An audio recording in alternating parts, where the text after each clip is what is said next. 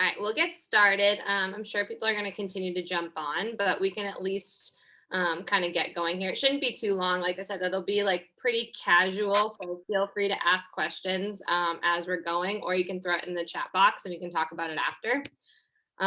First thing I want to do is just kind of introduce myself.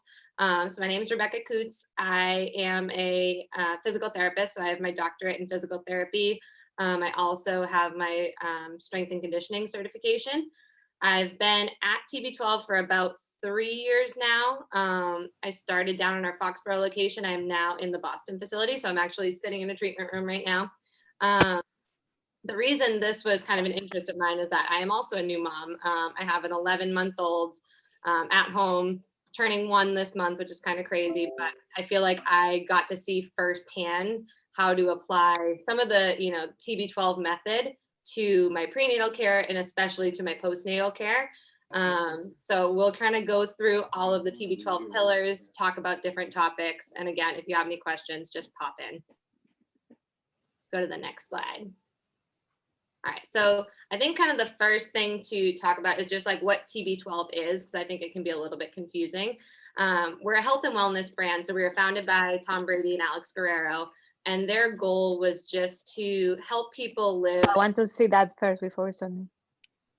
Just help people live a like healthy, holistic life. No, that. Before we submit, before we sign this. I'm gonna go through. Okay. So our goal is just to help people live a sort of healthy, holistic lifestyle.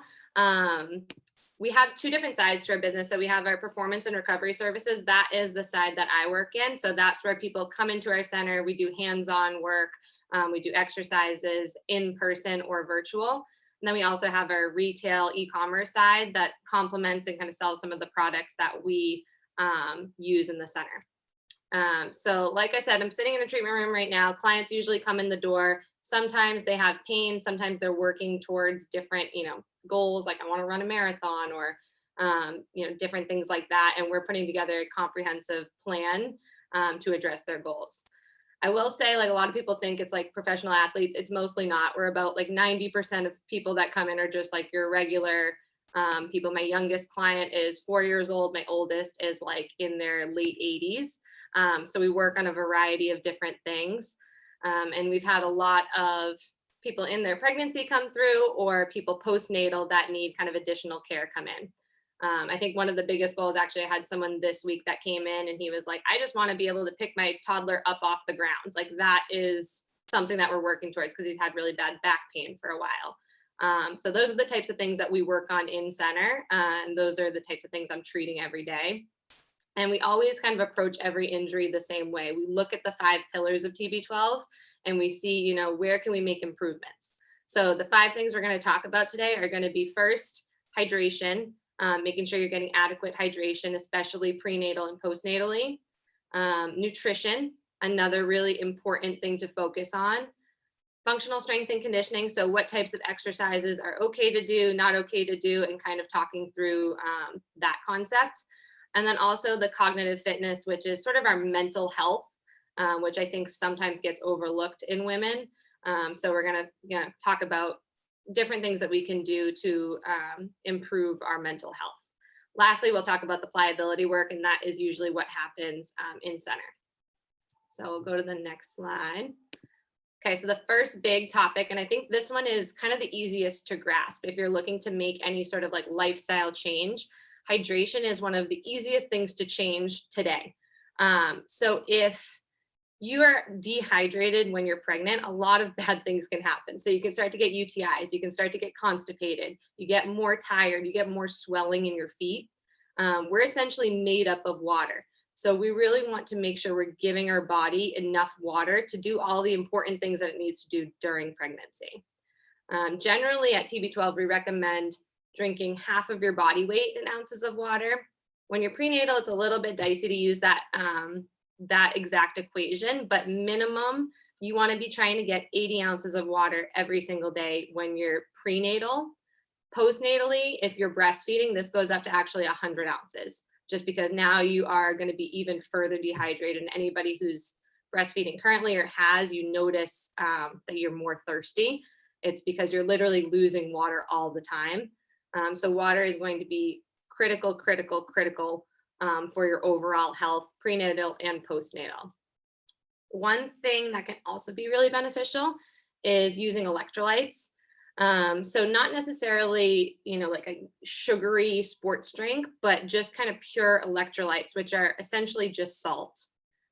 There's like a saying in biology that's like, salt follows or water follows salt. So we want to take salt with our water so that we are actually absorbing it into our systems. So any sort of, like sugar-free electrolyte that you can add to your drinks is just going to improve your hydration that much more.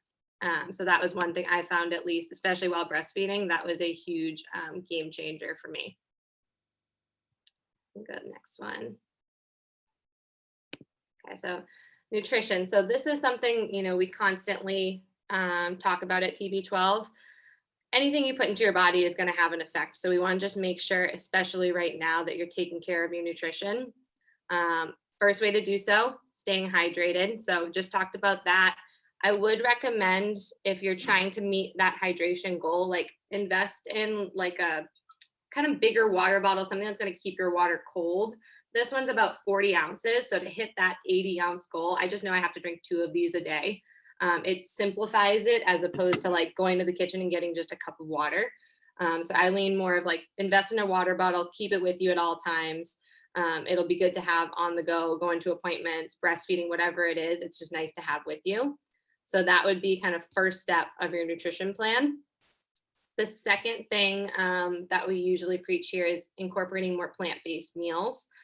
At TB12, we're about 80 to 20 when it comes to plant-based versus animal-based foods. And that's just saying, like, when you're going to select meats to eat, make sure they're meats that are organic, grass-fed, free range, like antibiotic-free. Any fish should be, wild, hormone-free. Make sure I kind of say, like, be snobby when it comes to selecting your meats. Like, select the best meats that you can at the grocery store. Try to make them local, make sure they're organic, and just kind of be a snob when you're shopping that section so that you're getting, the highest quality meats that you can. And then we want to be primarily plant-based. I think it's more that you want to be incorporating some meals in your day that are just plant-based. So, eating more vegetables and then getting, beans, lentils, other sources of protein, just to vary your diet so that there's not meat in every single meal that you're eating. Because a lot of the times that's what happens. So we want to just incorporate more plant-based meals. The third big thing is kind of eating nutrient-dense foods. So I know, like, I like to snack too, but a lot of the times, a lot of like the snacks that we eat are just kind of highly processed and there's nothing really beneficial about them. So we want to eat foods that are nutrient dense, and especially foods with fiber. Fiber is really important when you're going through kind of the prenatal phase to prevent constipation. It can also lower the risk of preeclampsia just by lowering your blood pressure. It regulates blood sugar levels, helps with gestational diabetes, and it will keep you fuller for longer. So nutrient dense foods, what I mean by that are like fruits like apples, strawberries, vegetables like broccoli, Brussels sprouts, and then some like legumes like the black beans, chickpeas. What's nice is if you are incorporating plant-based meals, you'll also be, including these nutrient dense foods at the same time. So you kind of get a 2-for-1 there. Number 4 is going to be limit pro-inflammatory foods. So these are things that most of us know we should limit. I just think it becomes more important when you're pregnant, breastfeeding, postpartum, recovering, whatever it is. These foods are going to be alcohol, added sugars, anything like refined carbohydrates. So think of like your processed foods. We want to try to avoid any sort of like processed meats, things like bacon, sausage, and then some of the fried foods as well. And I was just kind of thinking that when I was in like if there's anybody in here in their like first trimester, I might be actually making you nauseous right now with the amount that I'm talking about foods. So I think it should be said that at the end of the day, you need to be able to eat. So I know during my first trimester, I could not touch broccoli if my life depended on it. So take this with a grain of salt. Eat what you need to eat, to stay healthy, but try to incorporate some of these ideas into your diet. Number 5 is going to be including some essential fats. So this is your nuts, your seeds, your avocados. They have these healthy monounsaturated fats that are going to help to absorb like many of the nutrients that we are getting from our other vegetables as well. Walnuts are really high in omega-3s. Peanuts are high in folate, which is another good kind of supplement to have. So including these in your diet will also be really beneficial. And then the last thing, and I think this is, something that you can talk to your doctor about, but making sure that you're on some sort of a prenatal supplement. That's just going to make sure that you are sort of covering all of your bases. So you're getting every nutrient you need in that prenatal supplement. That's going to have your folate. That's going to have, your calcium for your bones, iron, which will help deliver oxygen to the baby. One thing I actually didn't know that I learned when I was going through this is that the baby, when you're going through your pregnancy, is actually going to pull from your bones. They're going to draw calcium from your teeth and from your bones. So you actually need more calcium to offset that, which I just thought was kind of weird and interesting.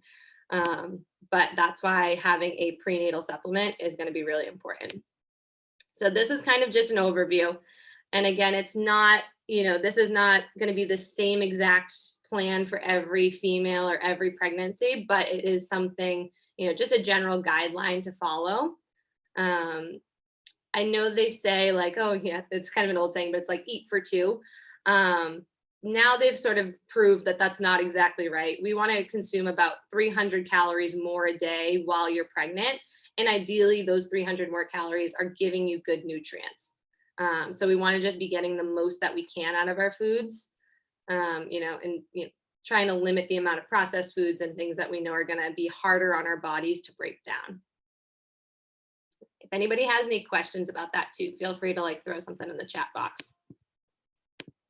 All right, one of the next things, and I think sometimes our cognitive fitness can be a little bit overlooked. I know when I was going through, especially postpartum, it's difficult. Like you just become a mom for the first time and sort of all of your priorities shift. So it's like whatever you were before, if you were an employee, a friend, a wife, whatever it is, like all of a sudden you just became mom. And it's almost like you're living outside of your body for a bit. And even though it is, the most rewarding experience, it also can be really hard on you because you're taking on so much. So I would just encourage everybody to take a little bit of time every day. It could be as little as 30 seconds, just to do some sort of, mindfulness, just checking in with your body, doing a little meditation. There's a lot of really great apps now out there. There's Calm, Headspace, where you can kind of just put something in your ear and listen to it for 2 minutes. There's different body scans out there. You're going to be recovering. So just checking in with your body, seeing how you feel, will not only improve, your health, but it'll be better for everybody else around you too. So if I can preach one thing, I would say just take care of yourself and start to recognize if you are feeling off, reach out for help. Don't let it get too out of control. Because I know there is several nights where you're running around, getting the baby up, not sleeping. There's a lot that goes on. It's a taxing, position for you to be in. So just make sure you're still putting yourself first, and checking in with yourself and making sure you're still good. All right, let's go to the next slide. This one is about our rest and recovery. I put sleep ? Because I think it's a little tricky talking about sleep, especially postpartum, and even, prenatally, it's can be uncomfortable to get good sleep. I would just say know that your sleep, that first month postpartum is going to be hard. I don't think that you're ever really, especially as a new mom, I don't think that you're ever really totally prepared for it. Just how hard it is because the baby's waking up, several times a night. You're not sleeping. Again, you're not feeling like yourself. You still could be, depending on how difficult your labor was, you still may be really in recovery. So sleep can be really challenging. I would just say know that it's going to get better. So just know that it will continue to get better. It's not always going to be how it is in the first month. It's not always going to be how it is in the second month. It will continue to get better week by week. And there's different, resources you can use. I have friends that do it differently than I do. I've done sleep training courses. I've done other things to try to make sure that, you know, my baby is sleeping. But whatever works for you and your family, but just know that you will eventually get to sleep again. And when you do, try to make sure that you are, you know, setting the stage to get good sleep. So try not to be, you know, watching TV in the bedroom or, you know, sleeping in a really hot or really cold room. We want to keep the temperature like between 65 and 68. You know, you can use blue light blocking glasses throughout the day just to help kind of calm down all the screen time. And then doing things like a hot shower before bed, which I know like showering postnatally was one of my favorite activities because nobody could bug me in the shower. So take advantage of your shower time, maybe do it right before bed just so you can kind of, you know, relax and calm down. But again, it's going to be difficult right at first, but it'll get better. Also know that like the baby, when they wake up at night and they're crying, give yourself a second. Like they're okay, but just give yourself a second. Cause I know I would be laying there some nights just almost like waiting for her to start. And it's like, I couldn't fall asleep because I was just like, well, I'm gonna have to wake up in 20 minutes anyway. Just try to do whatever you gotta do to relax and then just give yourself a second to make sure you're okay before you try to go care for someone else. All right, we can go to the next slide.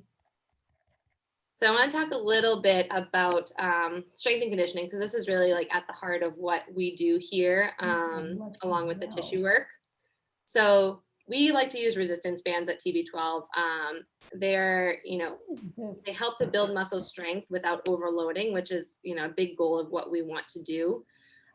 What I loved about using resistance bands during my pregnancy is that they're really easy to do at home. They're really easy to carry with you. And it's really adaptable for sort of every stage of pregnancy.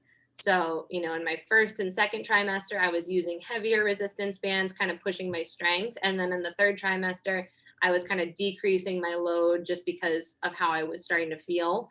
And the same thing, you know, postnatally, I was able to start with low resistance, work my way up. And I didn't have to worry about trying to like get to a gym to do it. I could, you know, do it at home. So the convenience of it was really nice, as long as like, you know, I could just grab a band, I could do just a set of squats and then I could go, you know, run around and do something else.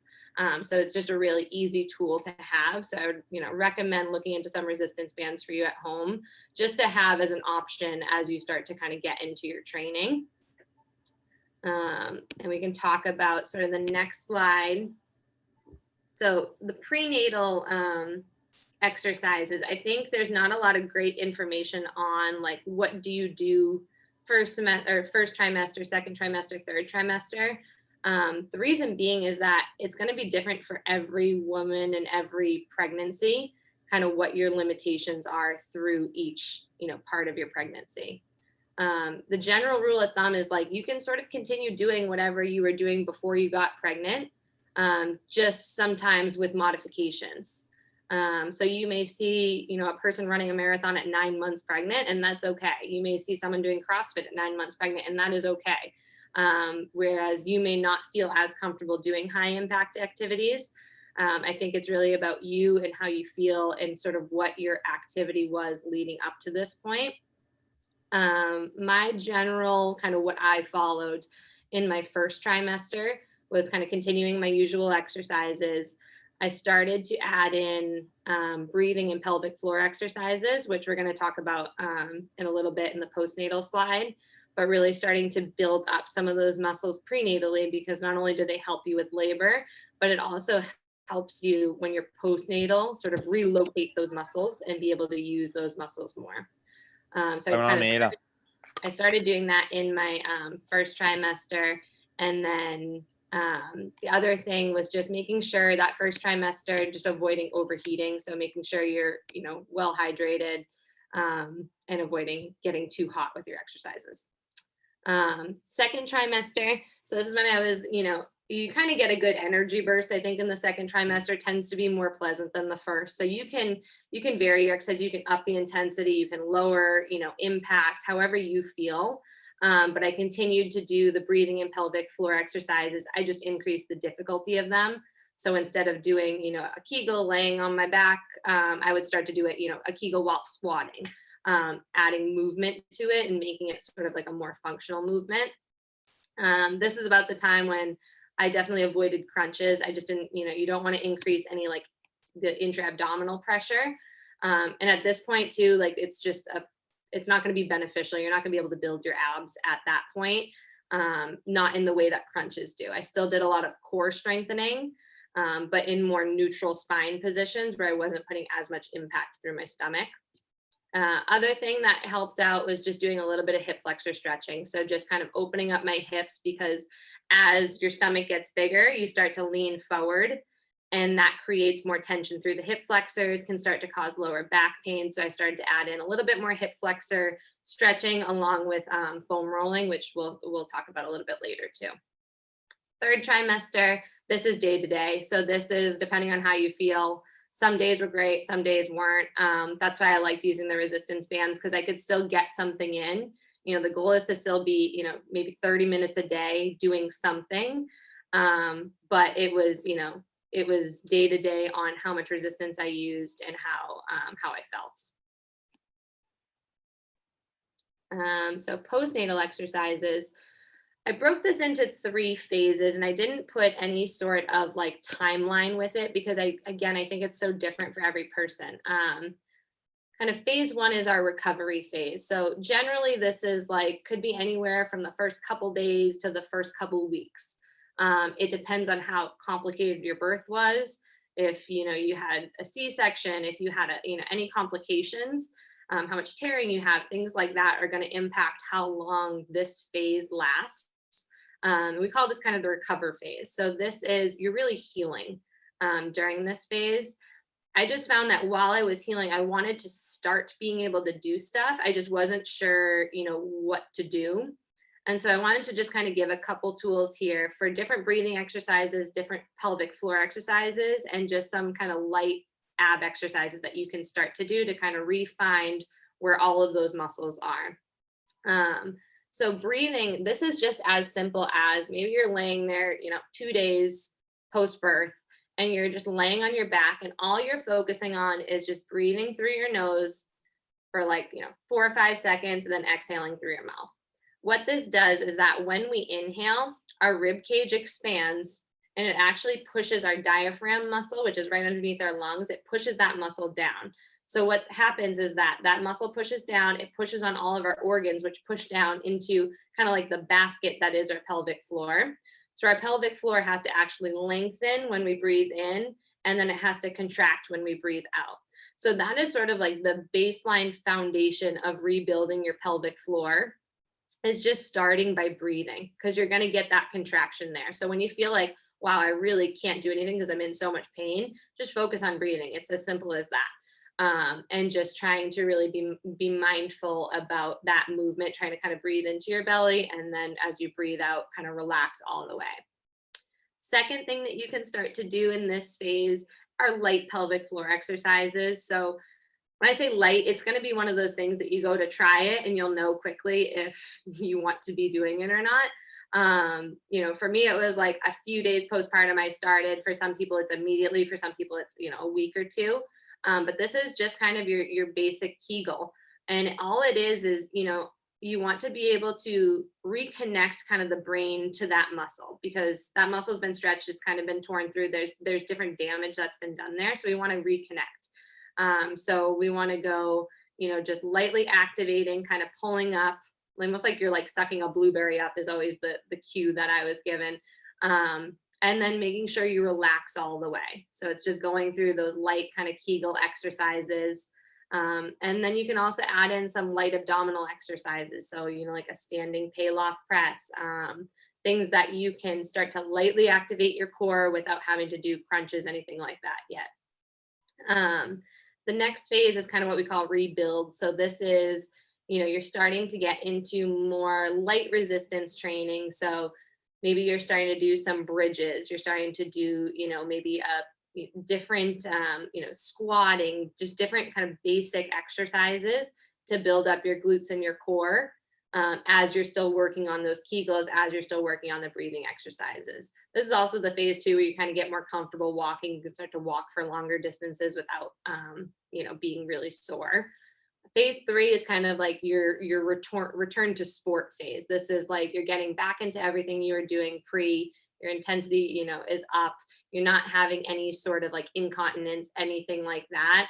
If you are, that's when I would seek out, you know, a like physical therapist specific for pelvic floor, just to talk through some of those issues. But that is really the phase that, you know, you're unrestricted and you can kind of get back to doing what you're doing before.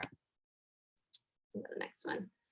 And then the last kind of thing that we, you know, want to talk about is just muscle pliability. So this is what we work on a lot in center. This is how healthy is your muscle tissue? So is it well vascularized? Is it permeable? Is it efficient? Is it elastic? Meaning, like, if I touch your muscle right now, is it tight? Is there scar tissue? What does that muscle feel like? Our goal at TB12 is to make you pliable. So to get that muscle as healthy as possible and as efficient as possible. So that will help kind of boost your overall strength, will help you recover faster and just decrease the risk of injury as well. The way that we do this is really in the center, we do the hands-on tissue work. And then at home, we have our vibrating rollers, vibrating spheres. Here you can go to the next slide. That can help to address any areas that you may feel have tightened up over the course of pregnancy or postnatal. There are, you know, common issues that arise like carpal tunnel, low back pain, that I know when I was going through it, I was using my foam roller pretty much to 9 months. I would vary how much weight I was putting into it, but it was really helpful for just like managing kind of daily aches and pains that come along with pregnancy. And then postnatally, it was like, you know, I was on it every single day. But those are kind of the biggest pillars that we preach at TB12 and that I think are really applicable for new moms. So we have, you know, we have different services at TB12. We have, you know, one-on-one in-person sessions, virtual sessions. We also have our TB12 app that has a little bit more information, workouts, nutrition tips. And you can always reach out to me directly. Like, you all have my contact, and I think we're going to follow up with an email if you signed up for this, just of kind of what my, you know, first trimester exercises looked like, second trimester, and kind of like a workout plan that way. But feel free to look us up online as well at tb12sports.com. Last thing I wanted to end with is just a little challenge for everybody. Little things that you can do in your day just to start to develop good habits moving forward. So first one is going to be, you know, drink a glass of water when you first wake up. Let's get ahead of our hydration goal and just really get on top of it. Second goal is going to be just incorporating vegetables into at least 2 meals a day. I like the rule of, like, when you go to scoop some vegetables on your plate, just do 2 scoops. Try to get more vegetables into your diet, especially if you think about your breakfast, lunch, dinner, and there's not many in there. Try to challenge yourself to get more vegetables throughout your day and think about kind of those nutrient dense foods that we talked about. Spend 5 minutes a day on cognitive health. I would even take 1 minute a day on, you know, breathing, mindfulness, just something where you're checking in with yourself daily and asking yourself, how do you feel? And, you know, go from there. And there's Calm, there's Headspace, there's different apps you can use to do that, but just challenge yourself to at least every day just check in with yourself. Spend a few minutes foam rolling. So spend 5 minutes a day foam rolling. Pick an area, whether it is, you know, your glutes that you have to work on, your quads, maybe you're having some lower back pain. So, you know, spend 5 minutes a day trying to address those areas so that you don't end up in more pain afterwards. And then the last one is a big one, is move for 30 minutes a day. So that can mean you're doing the resistance band training. That can also mean you're going for a 30-minute walk. But that is, you know, the recommendation when you are prenatal, and then again when you're postnatal, is move for 30 minutes daily. So I think that if you can start to kind of, you know, go through each of these little goals every day, you'll be in a really good place just in terms of your overall health and in terms of just your health, you know, giving birth and going through that process as well. And I think that is kind of our last slide. So if anybody has any questions, feel free to kind of unmute yourself or, you know, go in the chat box, whatever you're more comfortable with, but we can go into specifics of anything that you heard, or if you have anything that I didn't address that you want to hear about. It was about 30 minutes, but I'm still available for, you know, questions.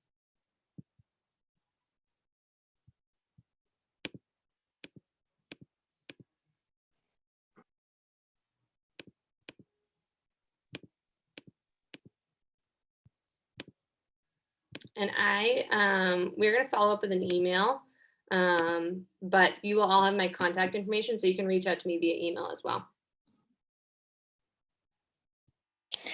Hey, Becca. My name is Chelsea, and I just have a quick question for you. Mm-hmm. So at the beginning of your presentation, I know you were talking about drinking, water, which definitely I need to do more of. But you brought up electrolytes, which I'm glad you did. I've noticed that whenever I'm at the market, I'm getting like the children's Pedialyte, not the packets, but the actual like big containers itself, and trying to do that, maybe a couple times a week. Is that something safe for me to use or, continue to use? I absolutely love it. I feel great after it. I haven't had any side effects, but I just want to make sure that's appropriate. Yeah, I think that those drinks can be okay. I would just check the nutrition label and just make sure that there's not any added sugar. So it depends sometimes on the brand, but I would just look at the nutrition label on the side and just see if there's added sugar.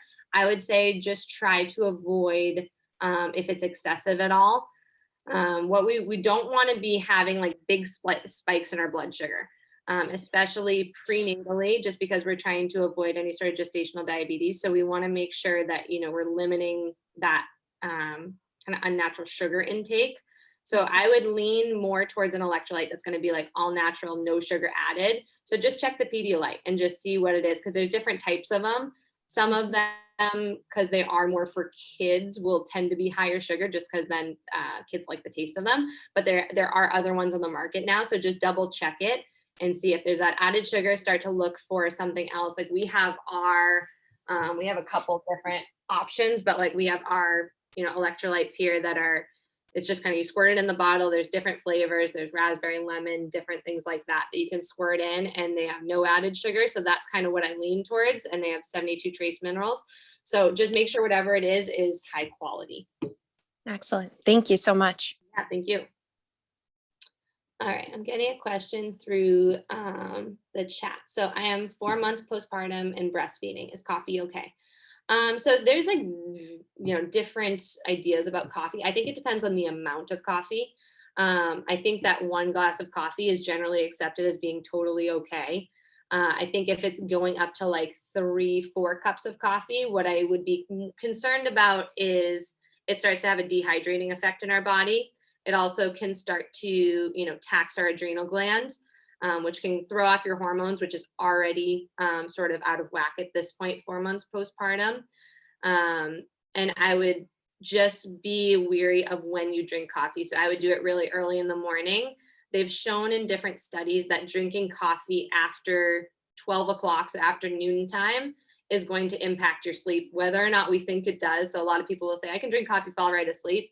The quality of sleep and the amount of sort of REM sleep that we get is less if you're drinking coffee later in the day. And I think sleep is so important at this time that as long as that coffee is early in the morning, it's, maybe 1 cup, then that should be okay. So that doesn't interrupt your sleep at all.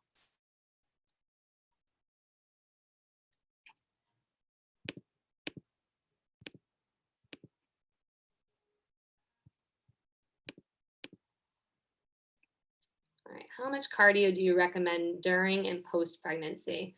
I think it's such a mixed thing because it depends, during pregnancy is going to depend on what your tolerance is, early on. So if you're a marathon runner, I'm not concerned at all about you doing really too much cardio, during your pregnancy, as long as you've talked it over with your doctor and you're going to continue to train the same way. Post pregnancy, I think it just depends on where you are in the healing process.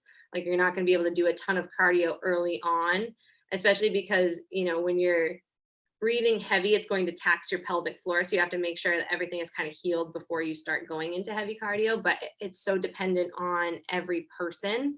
I just know that the general accepted recommendation is 30 minutes a day of exercise.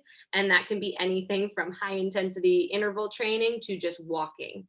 So I think 30 minutes of exercise to your tolerance in terms of the cardio is going to be the best option. I know that's not like a satisfying answer because it kind of depends on who you are and what your cardio endurance is, pre-pregnancy.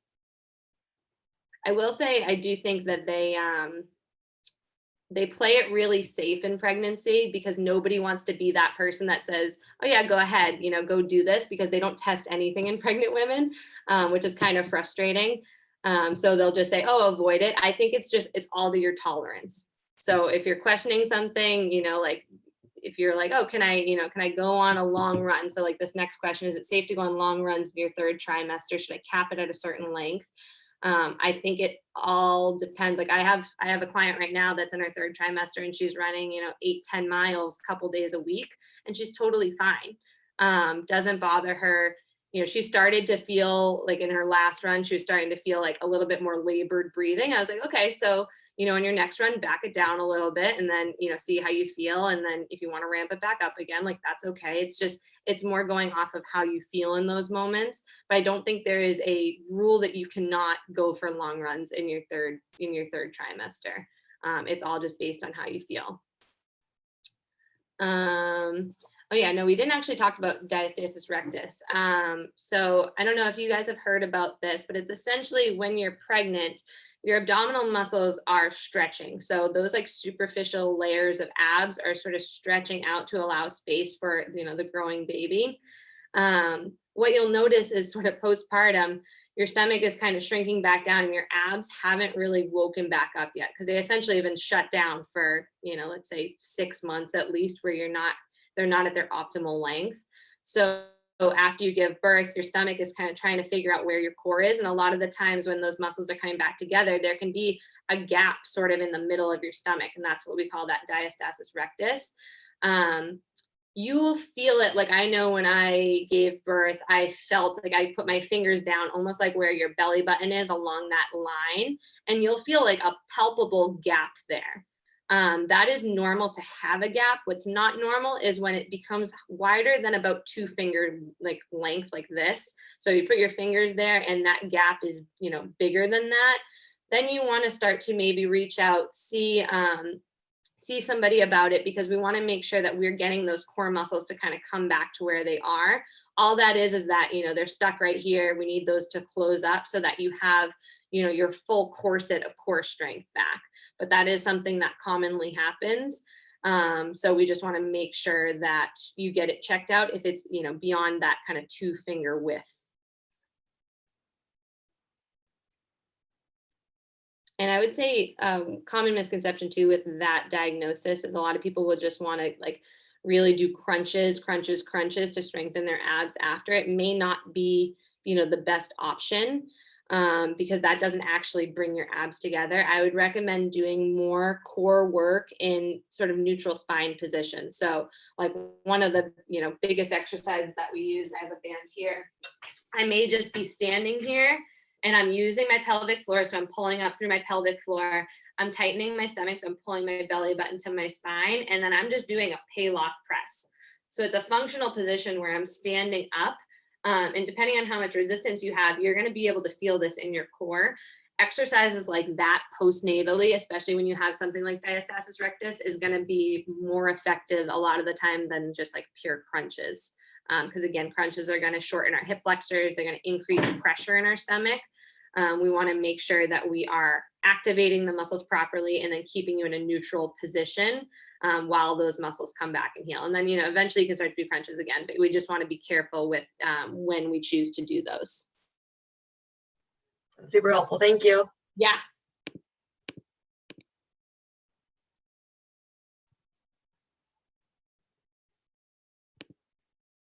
And if you have any last minute questions, throw them up there. Otherwise, again, feel free to reach out to me via email. I'm always pretty accessible.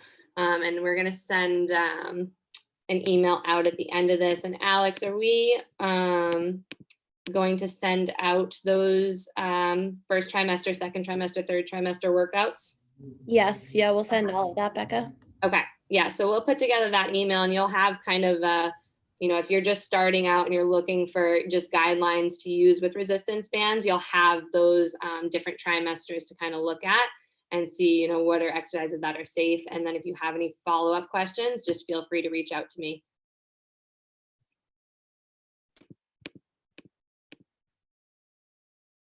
All right, and if nobody has anything else, thank you all for being here. It was a pleasure to kind of talk to you all virtually. And yeah, I hope we get to do more stuff like this in the future. Thank you. Bye, thank you. Thanks.